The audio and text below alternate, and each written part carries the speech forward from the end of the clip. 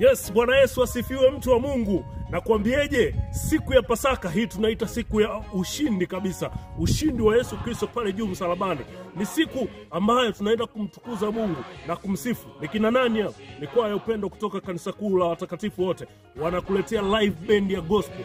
Usikose, mtu wa Mungu. Siku ya tarehe 21 katika viwanja vya Mamvua Garden. Njoo pale ujumuike na kwaya Upendo kwa ajili ya kumsifu Mungu na kumtukuza. Itagongwa live band moja kali kabisa, ambayo zitagongwa nyimbo za zamani, zitagongwa nyimbo za sasa hivi.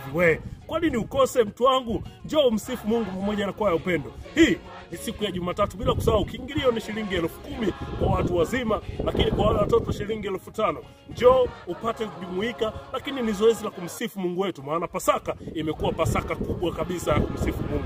Njoo jumuike na kwaya Upendo, lakini bila kusahau tutakuwa na baba yetu askofu, baba yetu Luznet Kinga Mkono, askofu wa Dayosisi ya Mpwapwa atakuwepo, lakini na wageni wengi waalikwa na rasmi wengi watakuwepo. Njoo jumuike nasi ili tuweze kumtukuza Mungu pamoja. Amen.